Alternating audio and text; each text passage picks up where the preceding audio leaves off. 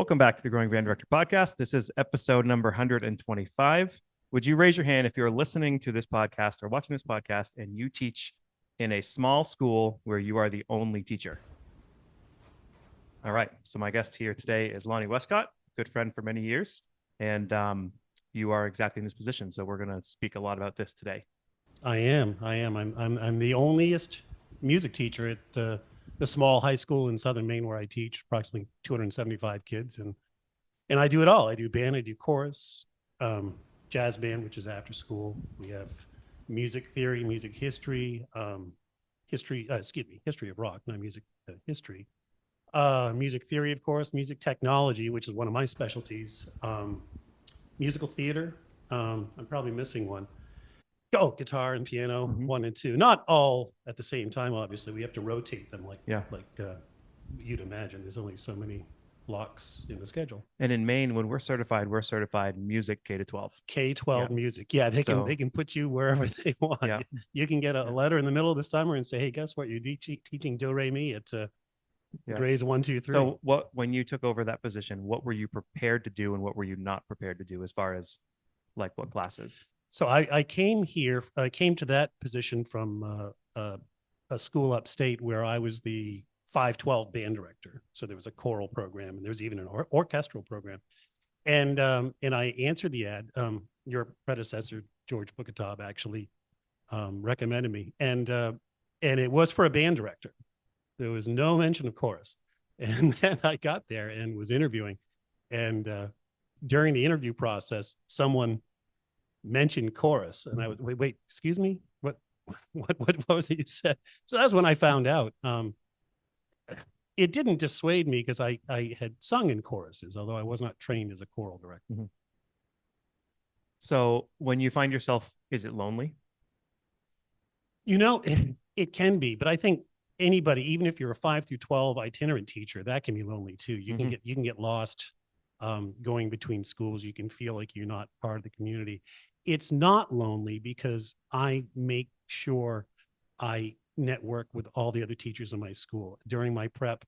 If I'm not sorting music or doing other music admin 101, I get out of my classroom and I walk the school, say hi to kids in the hall. If there's a teacher who also has a prep, I'll just pop in and say hi, and don't make a nuisance, but just, I want to comment on that. It's so true because I don't know, a lot of us we became band directors because we love being in the band room. And most kids who want to be in the band room don't want to be anywhere else. They just want to be in the band room. Right. So a lot of teachers, we always want to seclude ourselves too, me included. And the ability to go out and eat lunch in the teacher's room when you can, the ability to, because you learn the culture of the school and you learn so much about kids. You get more kids, the faculty respects you more. They learn what you do. Like there's all these things. You're right. There's some weeks where you can't leave the room because you're setting up your concert stuff, the next concert, the last concert. I mean, auditions, all the stuff you're doing, festivals. You're just trying to survive. Yeah. An interesting point you talk about eating. My first job way up in Aroostook County, Katahdin School District, and they had a deal at the middle school where I happened to be during lunch every day, where any teacher who ate in the cafeteria got free lunch, and I had a young family and we were very poor. We were on food stamps actually. And I said, hey, that's for me. But I found just what you said, that you learn so much about the student population. And also you can see kids that are chumming around with your band kids maybe. And you say, hey, wouldn't you like to, you seem like a good kid. Why don't you come see me? We'll find something for you to do. And I've gotten several recruits over the year, just that way. Yeah. And sometimes I had a kid earlier this year say, reach out to me at something. Hey, you don't even know me, but I used to play the flute. Well, they're still not playing the flute, but that was a connection. And there are some times where you can get kids, past kids or kids who never played. Yeah. Any basic knowledge helps. Yeah. We can find something else if the flute isn't for you. Yeah. That's right. So as a experienced teacher, I'll use that word. Yes. How long have you been teaching? This is my 29th year. Great. Yeah. And, when I graduated high school, the one thing I was certain of was I was not going to be a music teacher. That was absolutely certain. That was not for me. That was right out. And I was accepted at a couple schools, the music programs, and I fled. I went running the other way and joined the Marine Corps, or you don't join the Marines. I guess you become a Marine, but and did that. And I didn't even do the music in the Marines. In hindsight, boy, I wish I had, because I know so many people who've gone into the service bands and they're just dynamite musicians, and they really and got out and went to UMaine and was doing engineering. But then Don Stratton was conducting the jazz band at UMaine, and somebody said, they need a tenor sax player. And I auditioned, and I wasn't very good, but they must have been desperate. So, I was in, and that's where I met people like, Skeff and these other lifelong colleagues. And then someone said, the university singers need singers. And I thought I was a bass at the time. And you can probably hear it in my voice that I'm not, but and I auditioned and became a tenor in the university singers. So the next thing I knew, I'm spending more and more time in the music building. You got the bug. The old Lord Hall. Yep. It's the engineering dean called me in one day for a heart to heart and said, perhaps engineering isn't really for you. And I transferred over to music, and you can tell you're doing the right major. For all of you who are in school, if you think you're getting away with something because you only have to take these classes that you love, then you're in the right major. Yep. You are, but don't go into teaching because you always admired your choral teacher, or you didn't know what else to do, but you had fun in band. You really have to want to do it. Yep. But when you find that major, you'll know it. You'll feel like you're getting away with something. It's like, really, this, I only have to do whatever your music curriculum. And you mentioned that you had a couple mentors that really guided you along the way. I did. George Bukatob, for one, who was your predecessor at, I don't think he was your immediate predecessor. No, there was 2 years in between, but he was there a long time. He was there a very long time, built a dynasty at, at Deering, and then at Westbrook before that. Everywhere he went, he got a very wide swath. And I knew him because as a drummer, he and my mom, who was a Hammond player who kicked bass, they had a dance band for years and years and years and years and years. And so actually when I graduated, I actually came in because the choral teacher at Westbrook had left rather suddenly about a week before the concert. So the gig was yours. The gig was mine. Well, my mom was accompanying. Yeah. And so they said, all you got to do is come in and just conduct the concert. And it had already all been done for me. And but when I the next fall, I came back and was doing that choral job part-time, not really knowing what I was doing. And I was applying around, and I interviewed up in Sherman Station, Maine, and another small school, but at least this one, it was divided up vertically, choral and band. And they offered me the job. And I asked George, I said, what do I do? I mean, gosh, it's way up there, Aroostook County. And he said, you take the job. And I said, well, what if I'm interviewing at 3 other places, and what do I do? And he said, you break the contract. He said, that school board doesn't care about you. They just want someone qualified in there, and they'll find someone else. They're not going to come chasing after you. And that's kind of the school boards and contracts are always something that we could talk about for hours. But it really made me realize that in teaching, I had to take care of myself. Mm-hmm. And I mean, you don't want to go out of your way to mess over your school board. Mm-hmm. Certainly. Mm-hmm.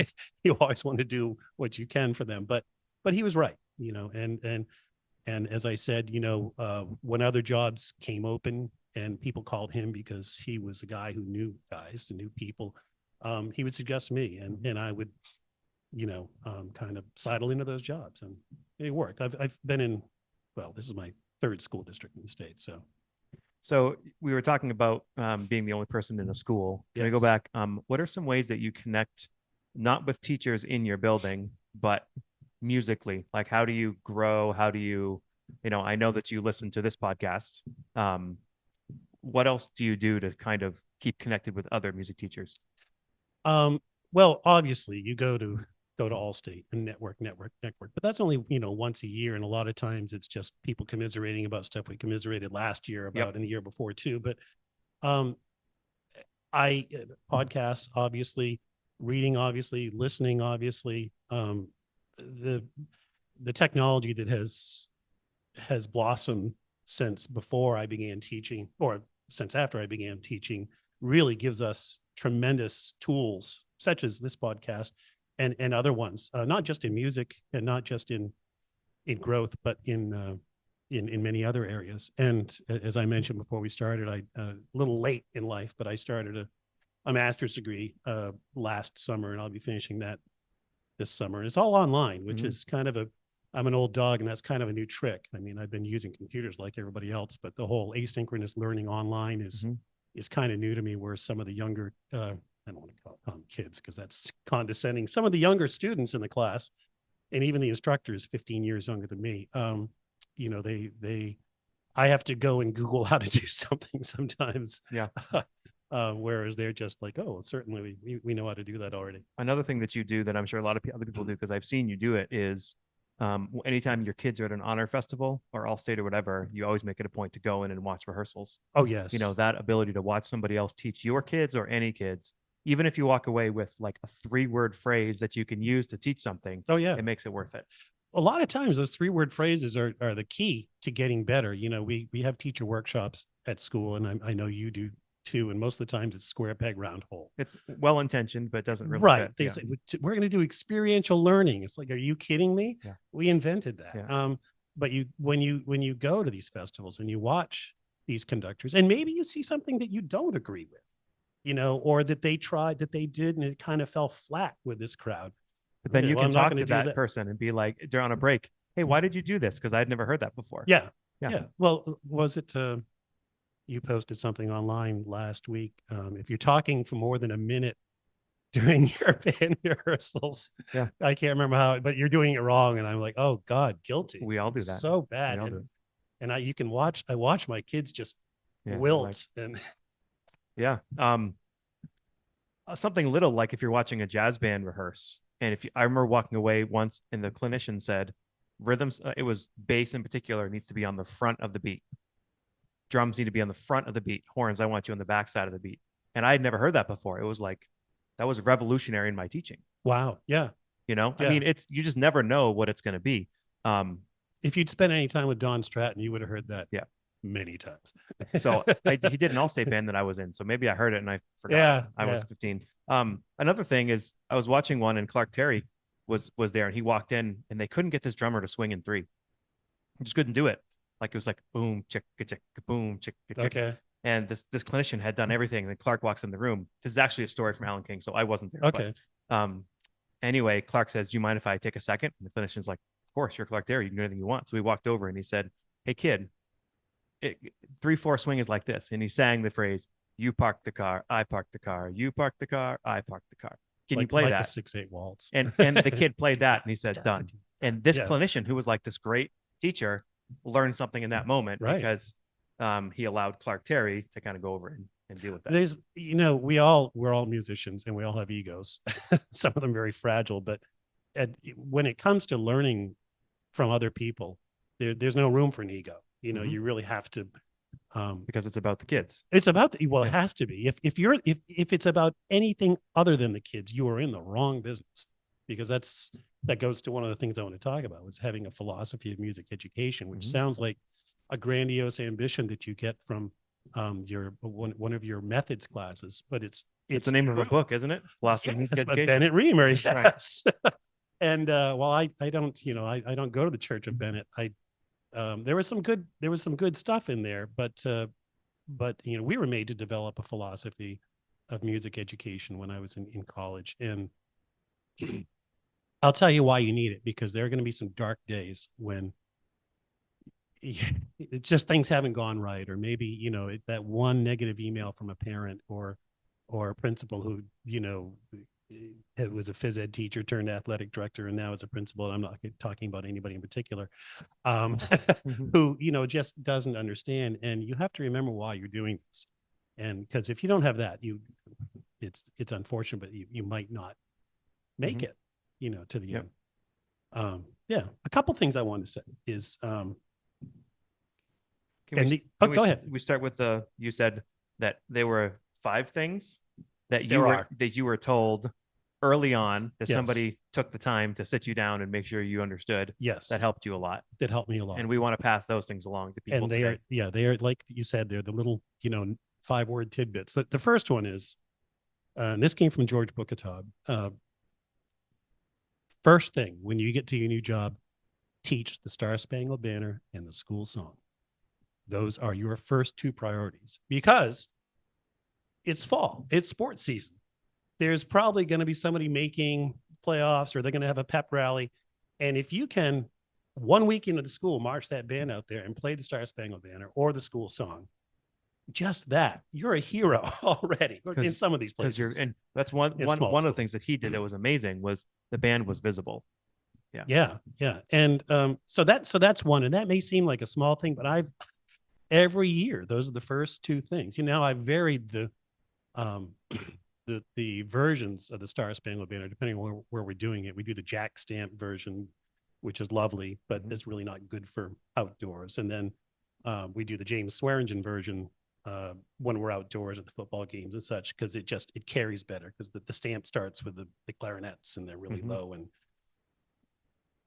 can or cannot be heard. So number two, they're always learning. I've had colleagues say, "Oh, these kids, I can't teach them anything." It's like, "Oh, yes, you can. You just have to find what it is that they want to learn, or present it in a way that they want to learn." And that was Dr. Bishop at UMaine, who was a wonderful instructor. He was a retired superintendent who taught by anecdote. It was hands down the most interesting ed class I ever had. And I'll give you an example. I was teaching at a school in central Maine, good band. And my saxophones were always clustered together. I mean, like jammed together. And I was always having to move them apart because they're hitting their horns on the side of the chair. And so one day, and every Friday, I would have a different guest conductor out of the band. I would swap places with somebody. So this particular Friday, it was tenor sax player. So I grabbed my horn and I went and sat in the band, and he went up to conduct the band on whatever the piece was. And there was a girl in front of all these male saxophone players, and her jeans were rather low, and they were all crowding in. So they were learning. Oh boy. At that moment, they were certainly learning, but they weren't learning what I wanted them to learn, and that's kind of a graphic example, but it's true. If there's something more interesting going on than what you're putting down, that's what they're going to be learning. But they are always learning, always. We talked about, you must always have a philosophy of music education. Number four, this in my school or my district, we have a policy that you can't be friends with students on social media. And quite frankly, it's not really a good idea to be friends with their parents or my superintendent had it his way. None of the teachers would be on any social media, because it just, nothing good comes of that. I mean, of those interactions. And I see colleagues, even in this state, who you look at their Facebook profile and they have 2,500 friends. And it's like, wow, that's a lot. And then you start looking and you see that they're students, current students, many current students. And they're using Facebook as a way to talk to them and say, "Hey, great concert last night, kids," and everything, which really should go out in an email, especially one that's CC'd to the parents. Yeah. And so I just think that that's really fraught with danger. Being not friendly, but being chums with kids. And some people, I think it kind of feeds their ego. Look how many friends I have. But be friendly, be available. But so I have two things I want to throw in, because I absolutely agree with you. One, we'll have kids who graduate on the Merrill stage. They literally walk off the stage and ask to follow my wife. They ask to be friends. Like, "Oh, I got my first one of the day," like on the night of graduation. The kids all know while you're in school, you can't. Right. Secondly, there's a great app. If I know there's a bunch of apps that do this, but we use the Remind app. It's just one of those texting apps that you can communicate with parents and kids. But what's most important is our school district has access to it. So they're signed up, and it's like part of what we do. So that anything that's on there, they're going to see. It's all above board. And it's so great, because if, I run a marching band, and if weather's bad and I need to change a tiny detail, you send a message and it goes out to 120 people. Right. every parent who signs up on all this, and then if kids don't get it, that's why. Right. And then they learn to get it and use it. And Right. a lot of parents don't want to get it, or they want to do it. It's like, well, it's just one more app and one more. Yeah, but the communication piece is just huge. Well, it's necessary. So Yeah. so that, I mean, to me, I use the Remind app all the time. I couldn't imagine idea. doing Facebook for my students, but I it's a I good agree. message. Well, yeah, just we all know people who have gotten too friendly with their students, Yep. and we're talking careers here Mhm. now, and yeah. Number 5, especially in a small school, especially for visibility, always say yes, but know when you have to start saying no. If they say, well, for instance, we have a new principal, and she came to me last week, although I expected this. Next Wednesday, there's going to be a Veterans Day observance. It'd be great if the band were there. And I said, absolutely, of course, we'll be there. So you need to be ready to say yes on a moment's notice, and have repertoire in your folders that's like we have Eternal Father, Strong to Save. It's always in there. We have a wonderful arrangement of Going Home, Dvorak's New World Mhm. Symphony, the theme from that, by a guy by the name of Jari Villanueva. I don't know if you've heard that.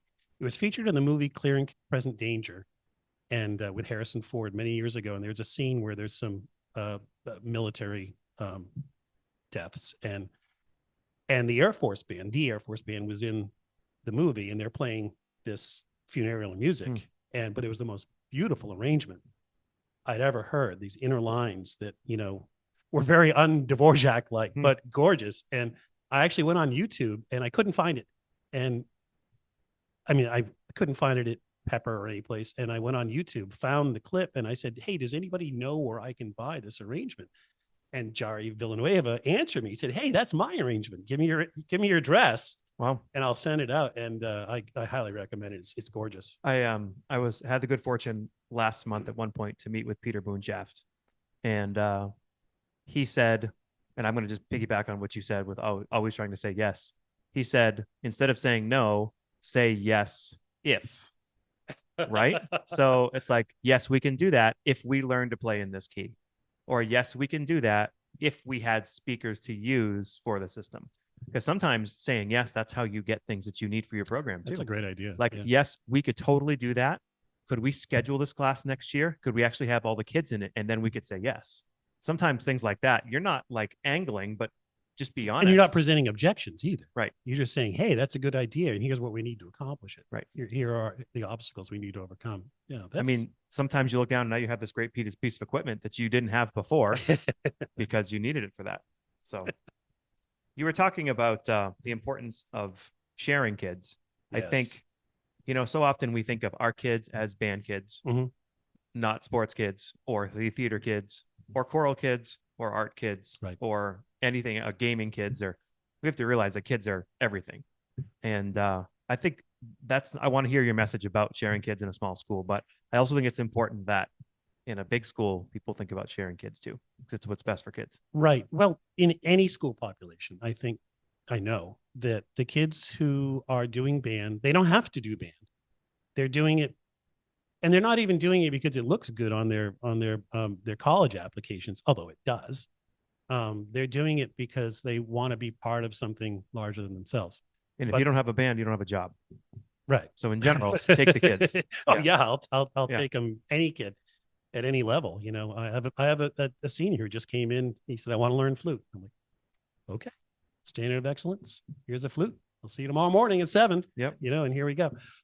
Sharing kids. My students are in student council. They're in NHS. They're doing the musical. They're on the soccer team. They're on the football team. They're on the girls soccer team or the field hockey team. Virtually, and I have about 40 in my band in a school of 275 kids. I would say no less than 35 of them are involved in either sports and clubs, robotics, everything, at Trape Academy, after school, before school, during school. And some of them are doing other things, horseback riding, dance, et cetera, et cetera. Outside they're of school. Involved kids. They're involved in everything. And the minute that you become uh, a problem in that scheduling, you risk losing them. Mhm. And so you must be really flexible. It, we recently had a homecoming game that we were playing at, and 5 of my students are football players. And the football coach unfortunately told my players that they wouldn't be marching in the parade, in the homecoming parade. He needed them there. And I I let the administration sort that one out. And yes, they were in the parade. But more importantly, when we got to the football game, and we played some pep band stuff beforehand, but it was when it was time for the national anthem, those 5 kids came over to the band. We were in the bleachers. We weren't doing a parade band. Came over to the band, took off their helmets, picked up their, what was it, 2 trumpets, the drum, a tuba. Anyway, they picked them up and they played the national anthem with us in their uniforms. Mhm.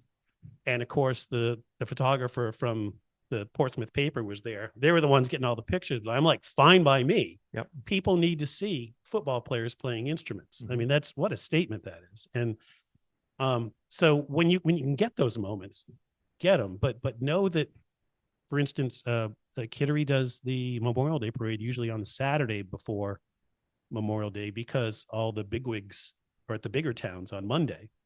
And that also usually happens to be the Southern Maine District track meet, the last chance to qualify for states.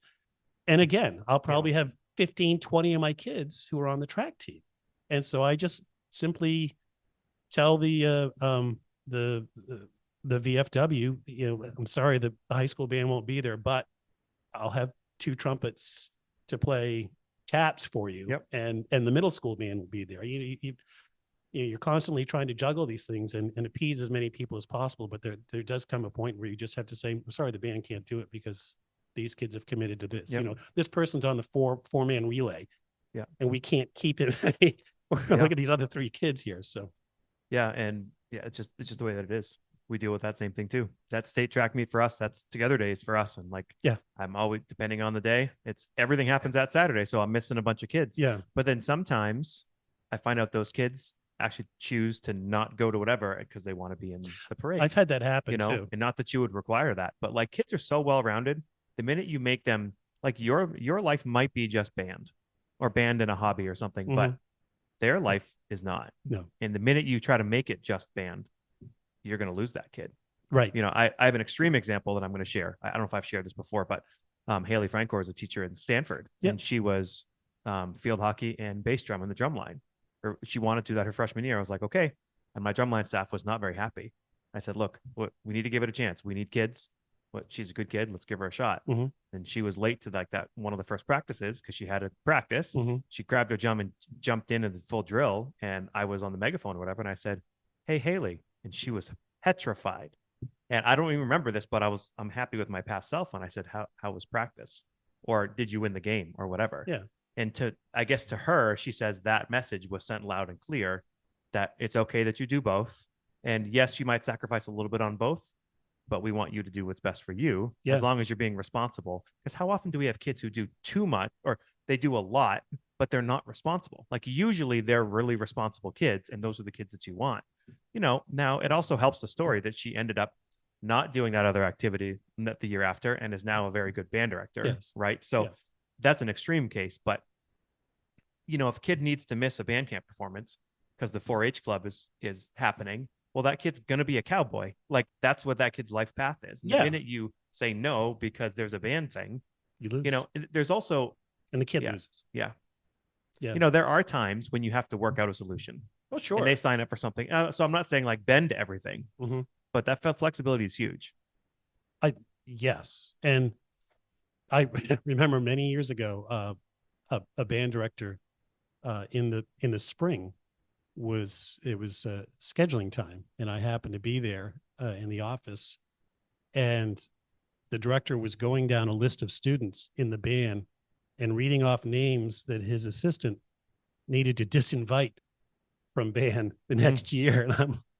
And I was thinking, wow, what a luxury that is. But also, I don't know how I feel about that. I've seen monster programs, the what's the classic one down in Dallas? They always have a high school band for their halftime show. The Cowboys for their first game of the season. They had a band. They had 600 people. Yeah. And freshmen weren't allowed to be in the band. Well, they were in their own band, the freshman band. Yeah. 600 people. Boggles the mind, but on the same 100 yards. yes. Well, and that wasn't even counting the color guard. The Right. color guard wasn't on the field, and the drum line wasn't on the field. And I'm counting rows and doing my math, and wow. Anyway, I'll never turn anybody away from the music room. You know, I have some people that self-select, and of course, being a small school, I am the general music teacher, so I have a lot of kids who don't necessarily want to be in the music room. Yeah.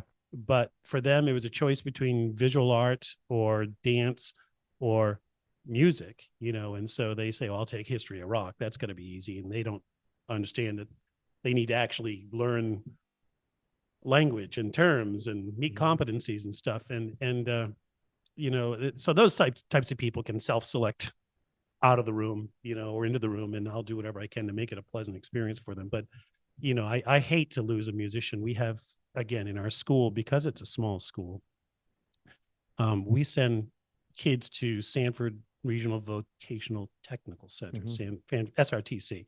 And just a brief explanation of that is when you're juniors, you go in the morning. So for the first 2 blocks, every day you're at Sanford, and they're studying things like LNA or CAD/CAM or culinary, fire, police. I think there's like 27 different things. Yeah, some really great stuff that isn't available in our small school, but they're gone for 4 blocks out of an 8-block schedule, and they still have to get English. Same with us, yeah. And all the others, and so it's usually the death knell for them being in band. And remember, these are the kids who probably are, their parents are more involved, they're higher achievers, they're the people you really want in your band. Not that you don't want everybody, but they're the real doers. And you know, I have never said to a student, oh, you know, God, that's awful. I'm, you know, inside I'm feeling, and I'm dying inside. It's like, you're the best baritone sax player I've seen in 15 years. Are you kidding me? And he's coming back next year, by the way. And so, yeah, you just have to be prepared that in a small school, scheduling often will keep kids from taking your class. Certainly prevents them from doing band and chorus. And when I was in high school 150 years ago at Lake Region High School, we had a great chorus, but we also had the ability to have a student be in band and chorus, and somehow it didn't detract from the schedule. I think it was all during this 4 ABC block in the middle of the day. I really should have paid more attention to how they scheduled that, because we're still trying to figure that one out. But, and I say that it's, excuse me, difficult for the ensembles, because you want band kids in your chorus. Yep. They read, they count, they understand about pitch. You don't have to explain it to them. And it's just an incredible backbone for the chorus. And I realize we're talking about band here, but it really has to be hand in glove. It all works together. All musicians are singers. Well, and we all know that if you can sing, your instrumental ability goes way up. Yes. I mean, way up. So, yes. Yeah. We were talking a little bit about literature too. Literature. Yeah. Would you say if you choose the wrong literature, you don't even want to get up in the morning? No, if you know, I spent so much time learning about lesson plans and this and that. All you need, especially for band or chorus, is choose the right stuff. Yep. The stuff that, and I'm not talking about, you know, Taylor Swift medley, you know, because, you know, the kids will love it. You know, David Paiva, a longtime music teacher up in Aroostook County, told me when you program a concert, program something for yourself, something for the kids, something for the audience, mom and dad, grandma and grandpa, and probably a march, you know. And he said that's a good formula. And you know, and if you can cross those with a couple songs, then even better. But if you're, I chose some literature coming out of COVID for this year, thinking it's our second really good year, and it was a little too, it was a little beyond what we were capable of doing. It was a piece called Traveling Music, which is a piece based on the Arkansas Traveler. And it's really great. It's got this Cajun street beat going on, and I've got a big drum section. I knew that they'd love it, and it wasn't happening. Yep.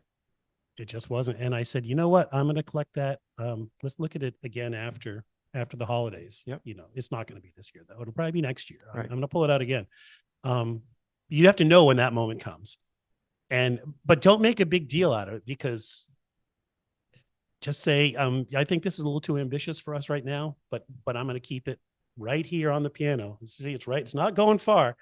But if you choose stuff that you can have a little bit success with at the beginning and keep their interest and have an educational component and something of value and something that feeds your own soul, then getting up in the morning is a lot easier. You don't dread the band class. You know, it's like, oh, I can't wait because we had such great. And just imagine if they can play the notes on the rhythms.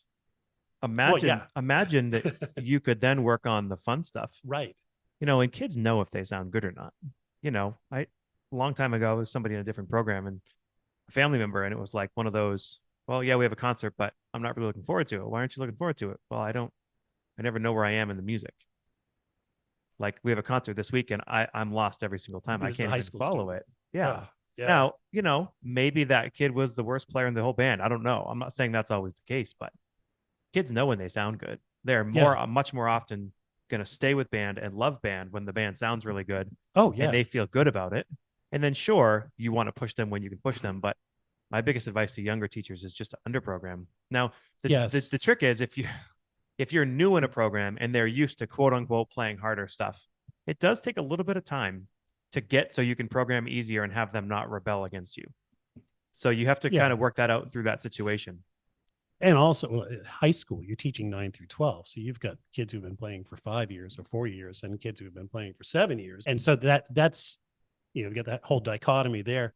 Oh, you said something, it'll come back to me. So I want anybody to raise their hand if you wish your kids could play something that was fun and pretty easy but learn to be better in cut time. Oh, yeah. I'll raise my hand for that one. Absolutely. Yeah. Okay.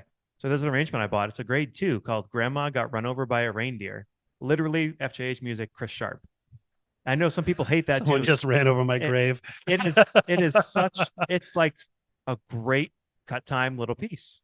And if they're learning cut time, it's like there's education. I would suffer through that. Now, I wouldn't do it in a March concert, you know, but if there's another Christmas tune, I forget the arranger, maybe Ted Ricketts, We Need a Little Christmas. It's cut time in an A flat major.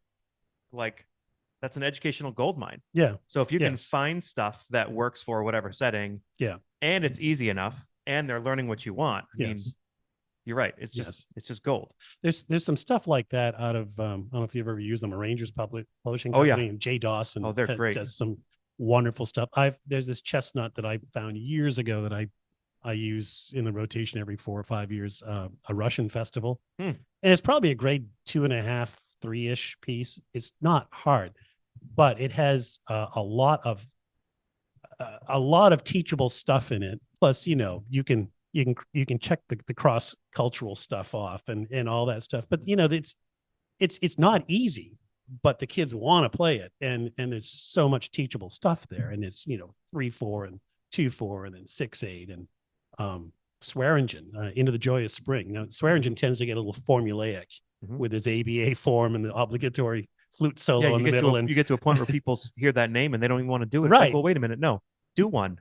Yeah. Well, do one. Don't do one every concert for 4 years. No, right? God. But he has a piece, Into the Joy of Spring, that's my only, and it's ABA form, but it's really cool. My only contention with it is the first A section is too short.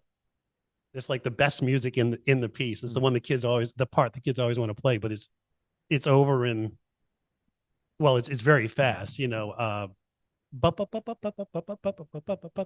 and it's a time signature change every measure, which is really one of the reasons why I do it, to get these kids being flexible. But it's over, that first part's over in like 30 seconds.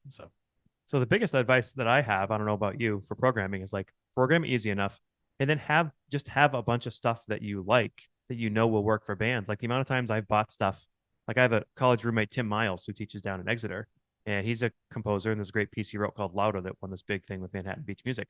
I bought it 12 years ago, and then it didn't turn out I used it that year or the year after or the year after.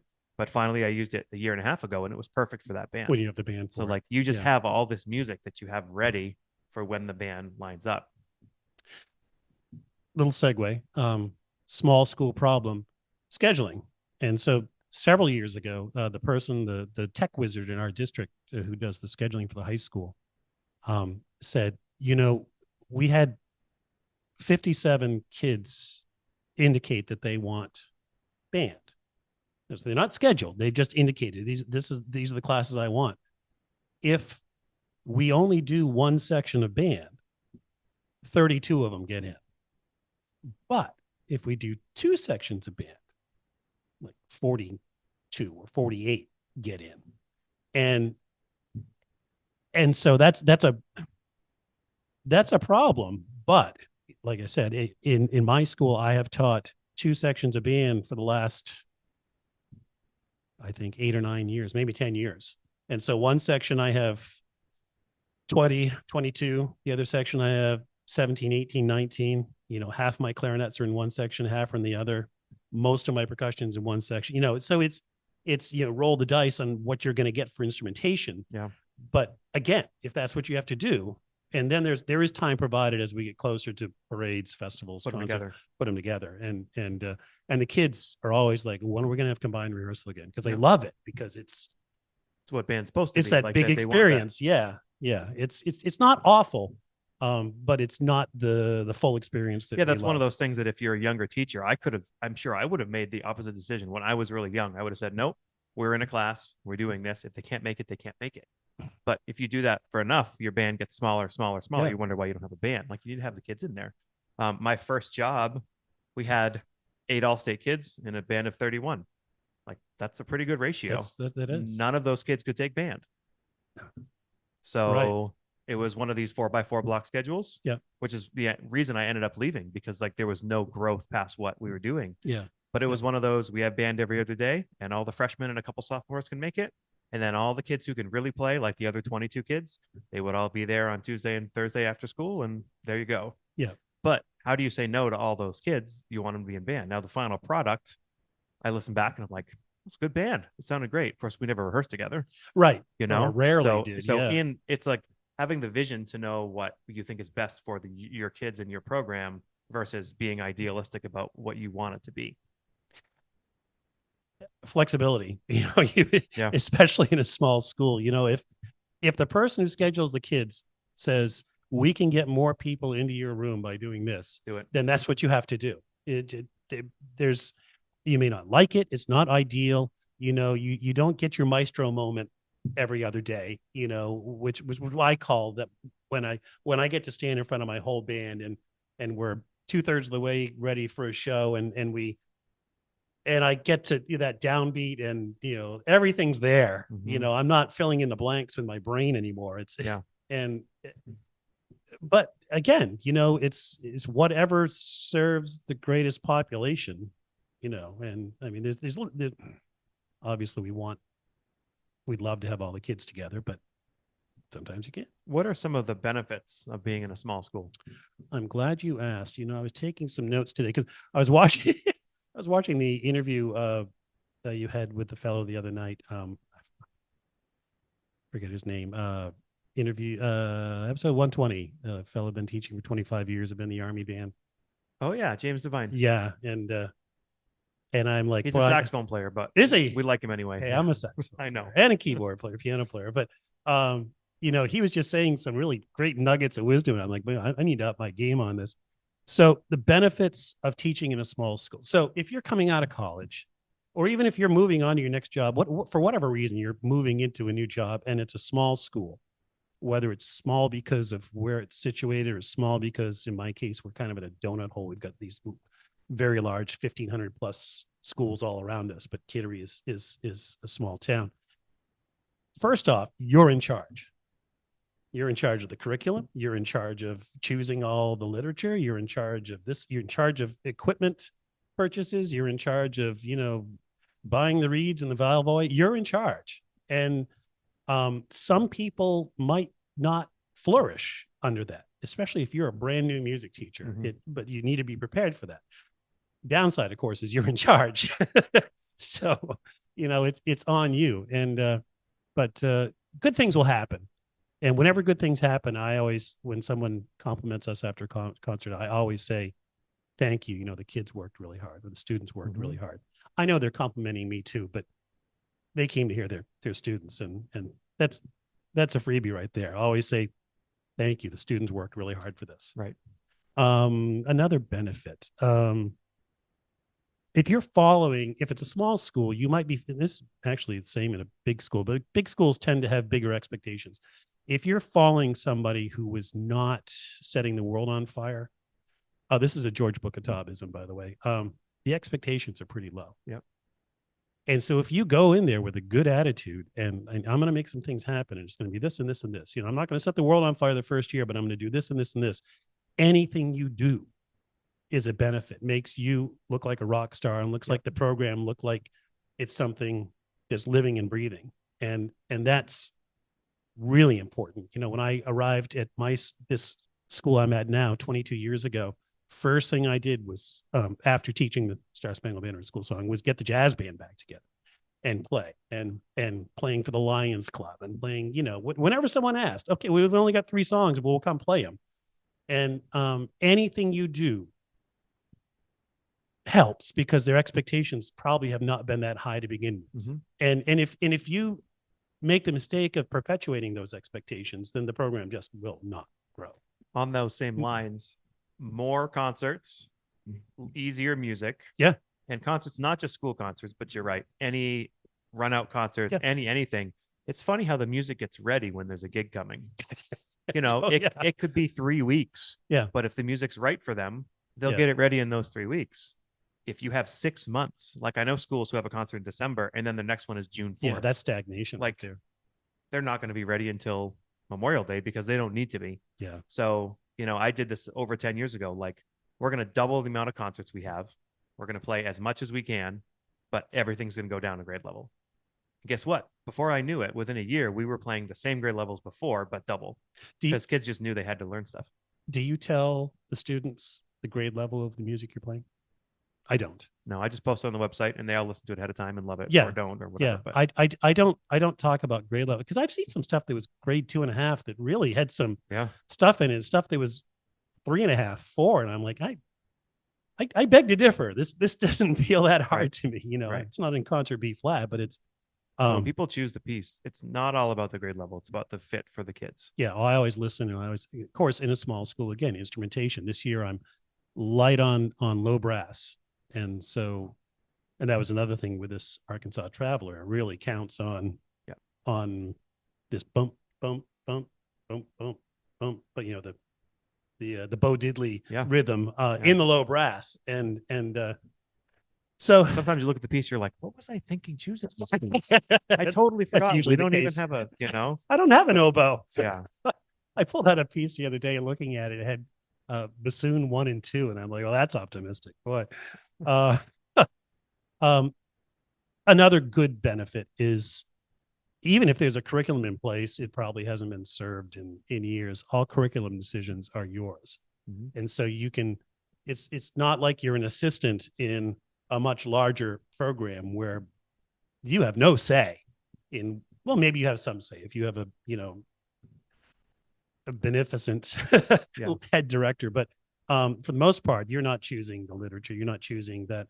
So all the curriculum decisions are your own. And that's a benefit, because now you can teach to your own strengths and start to branch out into things. When they said, okay, well, you're doing band and chorus, and we've always had a guitar class, but what else would you like to teach? And I said, well, I've been a piano player since I was 4. So let's add a piano class. Okay. What's that going to take? And like you said, it was, well, we're going to need to buy 12 small Yamaha compact pianos. And of course we have a big grand here for them to play on too. And okay, done. And then, teaching to my strengths, okay, music technology perhaps. And how about, I started off with music appreciation. that got no. Yep. Then Survey of American Popular Music, SOAP. So starting like with Stephen Foster and up. Nope. It went nowhere. History of Rock. 15 kids, Yep. sign up, which is a big class in a small school. And, we enjoy it, and it's just topic driven. Yep. And the kids like it, and they're learning. So I'm learning. We just, we watched some of the stuff from the Beatles Get Back, and I learned stuff, and I thought I knew about the Beatles. I know it was a little before your time, but it was before my time too. But I had a brother who was older and who was constantly listening to the Beatles. So still have a brother who's older. And the more we know, we realize we don't know. You got that right. Add classes, teach to your strengths. And as far as accepting a job at a small school, we all have dreams of, conducting the Boston Pops or something. But Betty Atterbury, who was a professor at USM many years ago, she's passed now. She terrified a lot of us, but her heart was in the right place. And she said, when I was talking to her about accepting the job, my first job up in Aroostook County, and she said, hey, county kids need music too. That's right. And I'm like, yeah, I guess you're right. And I love those people up there. Yeah. It was just not the place for me to grow musically and continue, because I'm a gigging musician too, and not a lot of gigs in Sherman Station, Maine. You go play for the potato fields. Well, thanks for taking the time and being here. I'm glad to come down. I've watched your podcast, and I said, there's some really great stuff here, but we're not all in ideal situations. True. But every situation is ideal as you make it. Mm-hmm. And I go to school with a smile every day. Well, most days. And I enjoy what I'm doing. And and you still get to put kids in the big festivals and all the other things. And sometimes it's without some of the headaches. We sincerely appreciate you taking your valuable time and listening to the Growing Band Director podcast. Your students are very lucky to have a band director like you. If you have any suggestions for episode topics or think you have an area of expertise to share on a show with us, please reach out. If you enjoyed this episode, don't forget to subscribe. And if you want to help spread the word, please give us a 5-star review and tell your band director friends to subscribe as well. We're available on Apple Podcasts, Spotify, our YouTube channel, and wherever you listen to podcasts. Thanks for listening to The Growing Band Director. See you next week.